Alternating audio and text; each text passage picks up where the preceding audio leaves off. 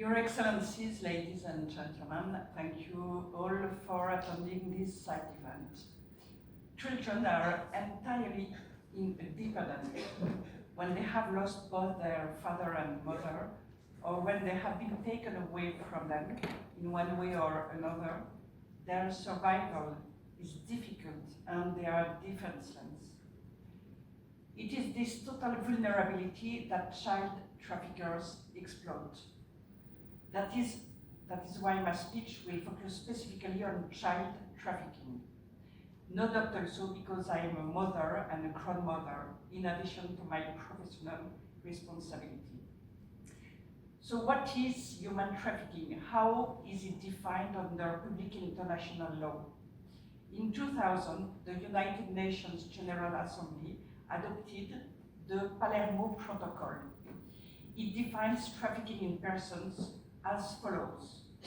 A, the recruitment, transportation, transfer, harboring or reception of persons by means of the threat or use of force or other forms of coercion by abduction, fraud, deception, abuse of authority or of a position of vulnerability, or by offering or accepting payments or benefits to obtain the consent of a person having control over another for the purpose of exploitation.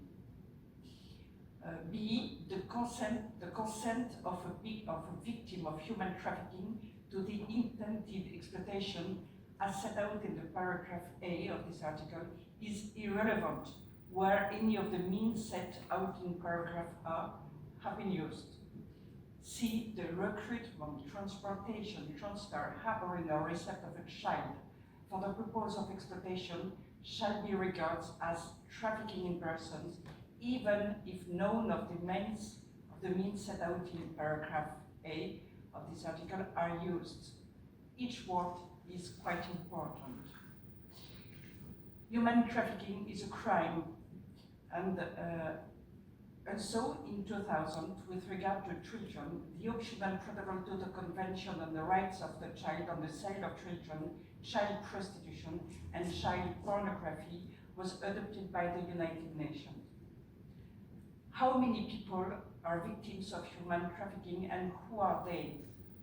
This crime is by its very nature clandestine, which makes it difficult to estimate the number of victims of human trafficking. Experts estimate that nowadays the number of victims of trafficking runs into the millions. Among them, children account for around 35%. About child trafficking precisely, with regard to children, the proportion corresponding to each type of exploitation is as follows. 72% of girls are trafficked for sexual exploitation, 21% for forced labor, and 7% for other forms as organized begging, forced marriage, etc. And 23% of boys are trafficked for the purpose of sexual exploitation, 76% for forced labor, and 11% for other forms, drug trafficking, forced criminal activities, as child soldiers, etc. The fight against child trafficking. The United Nations coordinates efforts between states, NGOs, and international organizations. First, the United Nations International Children's Emergency Fund, UNICEF, supports school programs that teach children, amongst other things, to recognize dangerous situations and know who to turn for help. It also operates on the principle that a child who is in school, registered with a civil registry, and living in a more stable family environment is generally less vulnerable to traffickers. In doing so, UNICEF combats child trafficking.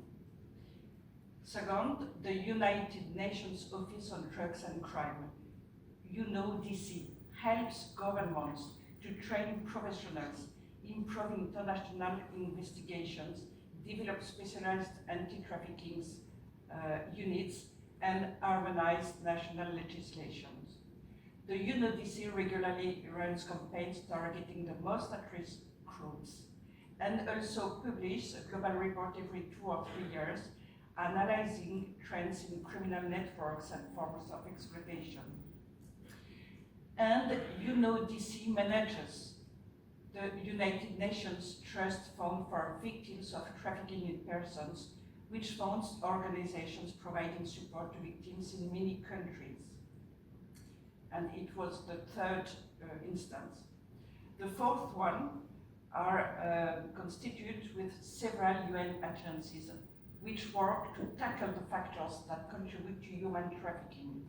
The International Labour Organization, the International Organization for Migrations, the United Nations Educational, Scientific and Cultural Organization, which develops educational programs to reduce the risk of exploitation on the basis that access to education, social protection, and economic development reduce the vulnerability of families.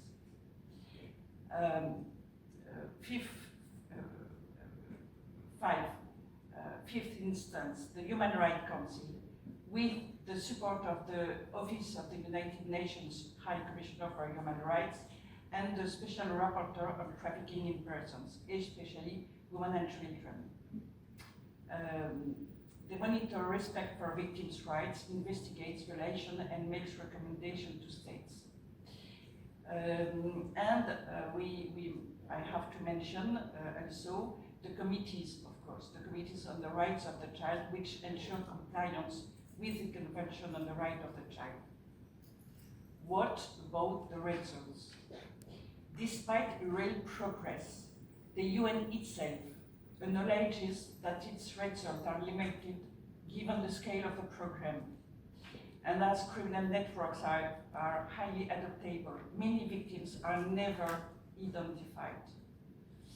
And in fact, the UN does not directly implement national public policies. Its effectiveness therefore varies greatly depending on the resources, institution, and political will of each state. Furthermore, financial resources remain relatively limited given the scale of the problem, and there is no consolidated budget for combating trafficking, let alone trafficking in children. The only fund dedicated to this fight is the United Nations Voluntary Trust Fund for Victims of Trafficking in Persons, which has a very modest budget, a few million dollars, with donations from states, companies, and foundations. That's why we call for an international convention specifically dedicated to combating child trafficking, taking into account all forms, including the most recent ones. A high-level body dedicated to child trafficking which coordinates everything that is done. Third, a dedicated budget and a consolidation of the overall framework. Fourthly, more frequent updates on new forms of human trafficking. Fifthly, much more proactive incentives for states, including in particular dedicated and intensified monitoring of states' shortcomings and actions. Finally, we call for the fight against child trafficking to be made a priority for the United Nations so that it becomes a priority for all member states. Thank you very much.